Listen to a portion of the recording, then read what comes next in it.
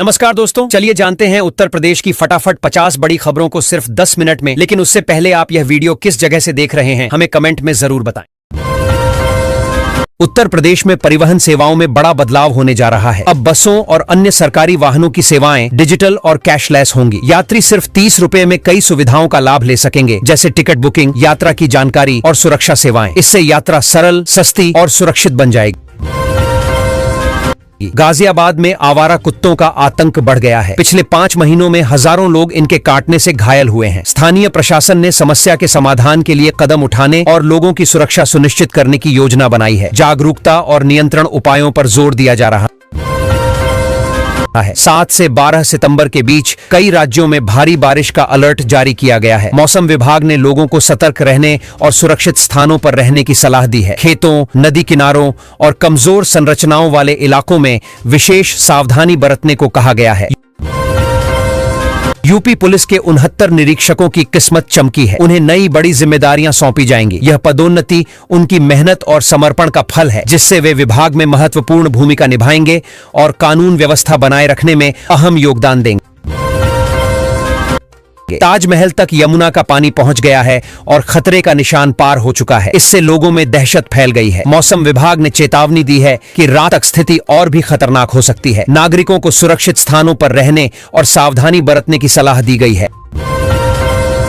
उत्तर प्रदेश में किसानों के लिए खुशखबरी है। रब्बी सीजन में सरकार विशेष योजनाओं और सुविधाओं के जरिए उन्हें समर्थन देगी। इससे फसल उत्पादन बढ़ेगा और किसानों की आय में सुधार होगा। नई पहल से कृषि क्षेत्र में स्थिरता आएगी और किसान आर्थिक रूप से मजबूत होंगे।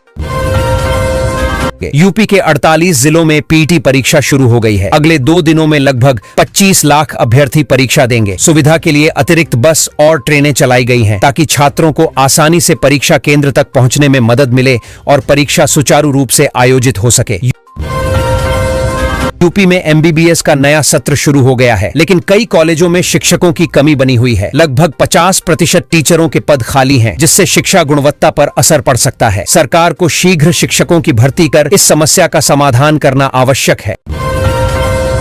यूपी में एक दिन में 43.2 मिलीमीटर बारिश हुई है, जिससे हालात बिगड़ गए हैं। कई सड़कें नदियों में तब्दील हो गई हैं। सुरक्षा के मद्देनजर 12वीं तक के सभी स्कूल बंद कर दिए गए हैं। नागरिकों को सुरक्षित स्थानों पर रहने और बारिश में बाहर निकलने से बचने की सलाह दी गई है। यूपी में 100 करोड़ रुपए से अधिक निवेश करने वाली कंपनियों को सिर्फ 15 दिन में जमीन आवंटित की जाएगी। इस प्रक्रिया को निवेश मित्र के माध्यम से आसान और तेज बनाया गया है। इससे निवेश बढ़ेगा और प्रदेश में उद्योग एवं रोजगार के अवसरों को मजबूती मिलेगी। यूपी में लखनऊ, गाजियाबाद, अयोध्या समेत कई शहरों के बस स्टेशन आधुनिक बनाए जाएंगे। इसके लिए पीपीपी मॉडल से 2700 करोड़ रुपए का निवेश हुआ है। परियोजना से यात्रियों को बेहतर सुविधाएं और सुव्यवस्थित परिवहन मिलेंगे। साथ ही शहरों का इंफ्रास्ट्रक्चर भी मजबूत होगा। उत्तर प्रदेश माध्यमिक शिक्षा परिषद की आगामी परीक्षाओं में बदलाव की योजना बनाई जा रही है। हाल ही में एक बैठक में यह प्रस्ताव रखा गया कि हिंदी की परीक्षा की शुरुआत के बजाय अन्य विषयों से परीक्षा शुरू की जाए। इस बदलाव का उद्देश्य परीक्षा के संचालन में सुधार और छात्रों के लिए बेहतर अनुभव सुनिश्चित करना है। उत्तर प्रदेश में बसपा ने पंचायत चुनाव की तैयारी शुरू कर दी है। पार्टी अध्यक्ष मायावती गांव-गांव जाकर जनाधार बढ़ाने के लिए अभियान चलाएंगी। इस दौरान पार्टी कार्यकर्ता जनता से संपर्क करेंगे, समस्याएं सुनेंगे और आगामी चुनाव में समर्थन जुटाने के लिए रणनीति तैयार करेंगे। उत्तर प्रदेश में 15 सितंबर से 1 महीने तक विद्युत अनुरक्षण अभियान चलाया जाएगा। इस दौरान बिजली नेटवर्क की खराबियों और कमजोर कनेक्शनों को सुधार कर बिजली आपूर्ति को सुरक्षित और स्थिर बनाया जाएगा। अभियान से बिजली कटौती कम होने और उपभोक्ताओं को बेहतर सेवा मिलने की उम्मीद है। बाराबंकी में प्रशासन ने रामस्वरूप यूनिवर्सिटी की बिल्डिंग पर बुलडोजर चला दिया। सरकारी आदेश पर सख्त कार्रवाई करते हुए भवन को पल भर में ध्वस्त कर दिया गया। प्रशासन ने अवैध निर्माण को हटाने का यह कदम कानून के पालन और नियमों की गंभीरता दिखाने के लिए उठाया। उत्तर प्रदेश में एक युवक दिन दहाड़े रोडवेज बस लेकर भाग गया। लगभग 12 किलोमीटर की ड्राइव के बाद बस गड्ढे में फंस गई, जिसे देखकर पुलिस ने तुरंत कार्रवाई की और युवक को गिरफ्तार कर लिया। घटना ने सड़क सुरक्षा और बस की सुरक्षा पर सवाल खड़े कर दिए। उत्तर प्रदेश के मुख्यमंत्री योगी आदित्यनाथ ने नए परिवहन सेवाओं का शुभारंभ किया। उन्होंने कहा कि सड़क पर चलने वाले हर व्यक्ति की सुरक्षा सरकार की प्राथमिक जिम्मेदारी है। इस पहल का उद्देश्य सड़क सुरक्षा बढ़ाना, यातायात सुविधाओं को सुधारना और यात्रियों को बेहतर सेवा देना है। उत्तर प्रदेश में ग्रामीण क्षेत्रों के लिए जनता सेवा बसों की शुरुआत कर दी गई है। मुख्यमंत्री योगी आदित्यनाथ ने यह नई सौगात दी, जिससे ग्रामीणों को सस्ती, सुरक्षित और सुविधा संपन्न परिवहन सेवाएं मिलेंगी। इसका उद्देश्य ग्रामीण इलाकों में कनेक्टिविटी और लोगों की यात्रा आसान बनाना है। यमुना नदी में बाढ़ के चलते मथुरा में संकट बढ़ गया है। आगरा में भी अलर्ट जारी किया गया है। साथ ही चंबल और उटंगन नदियां भी उफान पर हैं, जिससे प्रभावित इलाकों में पानी भरने और जनजीवन बाधित होने का खतरा बढ़ गया है। उत्तर प्रदेश सरकार ने शिक्षकों और उनके परिवारों के स्वास्थ्य का ध्यान रखने के लिए नया योजना शुरू की है। मुख्यमंत्री योगी आदित्यनाथ के निर्देश पर कैशलेस इलाज की सुविधा दी जाएगी। इससे लगभग 9 लाख परिवारों को लाभ मिलेगा और देश का भविष्य बनाने वालों की सेहत सुरक्षित रहेगी। उत्तर प्रदेश में विकास की रफ्तार तेज हुई है। मुख्यमंत्री योगी आदित्यनाथ ने नए रोजगार जोन और पुलिस भर्ती की घोषणा की। इससे प्रदेश में निवेश बढ़ेगा, युवाओं को रोजगार के अवसर मिलेंगे और कानून व्यवस्था मजबूत होगी। साथ ही आर्थिक और सामाजिक विकास को गति मिलेगी। उत्तर प्रदेश में बाढ़ और भारी बारिश को लेकर बसपा सुप्रीमो मायावती ने चिंता जताई है। उन्होंने प्रभावित परिवारों की मदद के लिए केंद्र और राज्य सरकारों से तुरंत कार्रवाई करने की अपील की। उनका कहना है कि पीड़ितों को राहत और सुरक्षित आवास उपलब्ध कराना प्राथमिकता होनी चाहिए।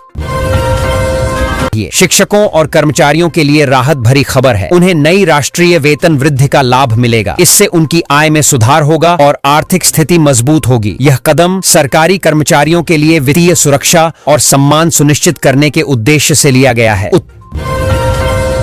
उत्तर प्रदेश सरकार ने गन्ने का मूल्य न चुकाने पर सख्त कदम उठाया है। मुरादाबाद में एक चीनी मिल मालिक समेत 3 व्यक्तियों के खिलाफ मुकदमा दर्ज किया गया। सरकार किसानों के हितों की सुरक्षा के लिए इस मामले में कड़ी कार्रवाई कर रही है और जिम्मेदारों पर कानूनी कदम उठा रही है।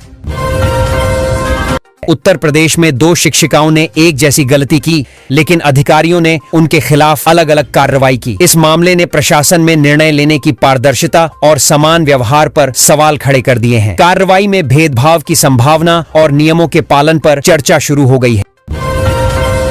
गंगा नदी के खतरे के निशान के करीब पहुंचने से कई इलाकों में पानी भर गया है। इससे सड़कें और पुलों पर आवागमन बाधित हो गया है। प्रशासन ने प्रभावित क्षेत्रों में सतर्कता बढ़ा दी है और लोगों को सुरक्षित स्थानों पर रहने की सलाह दी है। उत्तर प्रदेश में 2 शिक्षिकाएं अचानक स्कूल से गायब हो गईं। जांच में एक शिक्षिका को निलंबित कर दिया गया, जबकि दूसरी अभी भी अपने पद पर कार्यरत है। इस मामले ने स्कूल प्रशासन और जिम्मेदार अधिकारियों की जवाबदेही पर सवाल खड़े कर दिए हैं। अमेठी में बारिश के कारण डेंगू का खतरा बढ़ गया है। स्वास्थ्य विभाग ने लार्वा नियंत्रण के लिए तालाबों में जला मोबिल फेंकने का अभियान शुरू किया है। इसका उद्देश्य मच्छरों के अंडों और लार्वा को नष्ट कर शहर और गाँवों में डेंगू के फैलाव को रोकना है। उत्तर प्रदेश में बाढ़ का संकट फिर बढ़ गया है। गंगा और यमुना नदियों ने रौद्र रूप ले लिया है, जिससे कई ग्रामीण क्षेत्रों में पानी भर गया है। प्रभावित इलाकों में लोग सुरक्षित स्थानों की ओर पलायन करने लगे हैं। मौसम विभाग ने चेतावनी दी है कि आज और बारिश से पानी बढ़ सकता है। उत्तर प्रदेश ने 2047 तक सभी शहरों को सोलर सिटी बनाने और 0 कार्बन उत्सर्जन वाला राज्य बनाने का संकल्प लिया है। इसका उद्देश्य हरित ऊर्जा को बढ़ावा देना, प्रदूषण कम करना और सतत विकास सुनिश्चित करना है। इस पहल से पर्यावरण संरक्षण और ऊर्जा सुरक्षा दोनों मजबूत होंगे। उत्तर प्रदेश में हर जिले में ट्रांसजेंडरों के लिए गरिमा गृह बनाए जाएंगे। इन गृहों में उन्हें सुरक्षित आवास और रोजगार के अवसर मिलेंगे। शुरुआत एक प्रमुख शहर से हुई है, जहां तैयारी चल रही है। यह पहल समाज में समावेशिता बढ़ाने और ट्रांसजेंडरों के जीवन स्तर सुधारने के उद्देश्य से है। गाजियाबाद में पेट्रोल पंपों पर सख्ती बढ़ा दी गई है। अब बिना हेलमेट पहने पेट्रोल भरवाने वाले वाहन चालकों का चालान काटा जा रहा है। इसका उद्देश्य सड़क सुरक्षा सुनिश्चित करना और हेलमेट पहनने की आदत को बढ़ावा देना है। उत्तर प्रदेश पुलिस भर्ती में अभ्यर्थियों का भारी जमावड़ा देखने को मिल रहा है। राज्य में 4500 से अधिक खाली पदों पर भर्ती प्रक्रिया चल रही है। उम्मीदवारों ने प्रवेश परीक्षाओं और चयन प्रक्रियाओं में भाग लिया। प्रशासन ने सुरक्षा व सुव्यवस्था बनाए रखने के लिए विशेष इंतजाम किए हैं। हैं। उत्तर प्रदेश में विधानसभा चुनाव की तैयारियां शुरू हो गई हैं। चुनाव आयोग ने वोटर लिस्ट में आवश्यक संशोधन करने के निर्देश जारी किए हैं। मतदाता अपने नाम, पते और अन्य विवरणों की जांच कर सकते हैं। सभी जिलों में चुनावी तैयारियों का दौर चल रहा है ताकि निर्बाध मतदान सुनिश्चित किया जा सके। यूपी के कई जिलों में बाढ़ का हाई अलर्ट जारी है। तेज बहाव और बढ़ते जलस्तर के कारण कई मकान गिर गए, लोग बेघर हुए और फसलों को भारी नुकसान पहुंचा। प्रशासन ने राहत और बचाव कार्य तेज कर दिए हैं। वहीं प्रभावित क्षेत्रों में सतर्कता बढ़ा दी गई है। उत्तर प्रदेश सरकार ने बुजुर्गों, विधवाओं और दिव्यांगों के लिए एक नई योजना की शुरुआत की है। इसका उद्देश्य आर्थिक और सामाजिक सहारा प्रदान करना है। इसके तहत लाभार्थियों को वित्तीय मदद, स्वास्थ्य सुविधाएं और अन्य जरूरी सेवाएं दी जाएंगी, जिससे उनकी जीवन गुणवत्ता में सुधार हो सके। लखनऊ में सार्वजनिक परिवहन को और सुदृढ़ करने के लिए 551 नई बसों को चलाने की मंजूरी दी गई है। मुख्यमंत्री योगी शनिवार को इन बसों को हरी झंडी दिखाकर फ्लैग ऑफ करेंगे। इसके साथ ही शहर में 4 डबल डेकर बसों का भी संचालन शुरू होगा, जिससे यात्री सुविधाएं बढ़ेंगी। उत्तर प्रदेश में स्वास्थ्य विभाग का अनोखा कारनामा सामने आया है। एक ही तारीख को 6 लोगों का जन्म दर्ज किया गया। यह रिकॉर्ड सिस्टम और डॉक्यूमेंटेशन की दक्षता को दर्शाता है। विभाग ने जन्म प्रमाण पत्र समय पर जारी कर जन सुविधा में नया कीर्तिमान स्थापित किया। यूपी के हमीरपुर में वोटर लिस्ट में फर्जीवादे का मामला सामने आया है। जांच में 88,000 से अधिक नाम असत्य पाए गए हैं, जिन्हें सूची से हटाया जाएगा। चुनाव आयोग ने निर्देश दिए हैं कि मतदाता सूची को शुद्ध और पारदर्शी बनाने के लिए आवश्यक कदम उठाए जाए। यूपी में शराब खपत का नया रिकॉर्ड बना है। आबकारी मंत्री ने जानकारी दी कि बीते वर्ष की तुलना में बिक्री में बड़ी बढ़ोतरी दर्ज हुई है। सरकार ने इसे राजस्व बढ़ाने और अवैध शराब पर रोक लगाने का परिणाम बताया। हालांकि विपक्ष ने इस पर सवाल खड़े किए। यमुना पुल बंद होने से रेलवे पर बड़ा असर पड़ा। 100 से अधिक ट्रेनें प्रभावित हुईं, जिनमें से 50 ट्रेनें रद्द और 40 ट्रेनें डाइवर्ट की गईं। कई ट्रेनें बीच रास्ते में रुकीं, जिससे यात्रियों को भारी परेशानी हुई। रेलवे ने यात्रियों को वैकल्पिक मार्ग अपनाने की सलाह दी। यूपी के एक जिले में यातायात सुचारू रखने के लिए 24 घंटे का रूट डायवर्जन लागू किया गया है। पुलिस ने एडवाइजरी जारी कर वैकल्पिक मार्गों की जानकारी दी है। यह कदम बड़े आयोजन और भीड़ नियंत्रण को देखते हुए उठाया गया है। लोगों से सहयोग की अपील की गई है। गोरखपुर में सीएम योगी आदित्यनाथ ने 2,251 करोड़ की 308 विकास परियोजनाओं का शिलान्यास और लोकार्पण किया। इस मौके पर उन्होंने कहा कि पहले सरकारों में वसूली और गुंडागर्दी होती थी, अब सुरक्षा और निवेश का माहौल है। योगी ने गोरखपुर को विकास का नया हब बताया। यूपी में 5 साल बाद असिस्टेंट प्रोफेसर भर्ती निकली है। उच्च शिक्षा सेवा आयोग ने 1200 से ज्यादा पदों के लिए नोटिफिकेशन जारी किया है। आवेदन प्रक्रिया जल्द शुरू होगी। लंबे समय से इंतजार कर रहे युवाओं के लिए यह बड़ा अवसर माना जा रहा है। चयन लिखित परीक्षा व इंटरव्यू से होगा।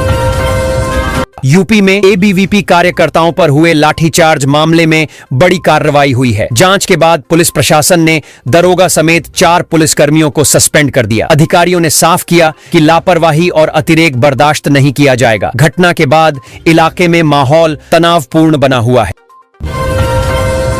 यूपी के जिलों में कार्यरत भूमि अध्याप्ति के लिपिकों के प्रमोशन का रास्ता साफ हो गया है। शासन स्तर से प्रक्रिया दोबारा शुरू करने के निर्देश जारी हुए हैं। विभाग ने पात्र लिपिकों से सेवा अभिलेख और जरूरी दस्तावेज फिर से मांगे हैं। जल्द पदोन्नति सूची जारी होने की संभावना है।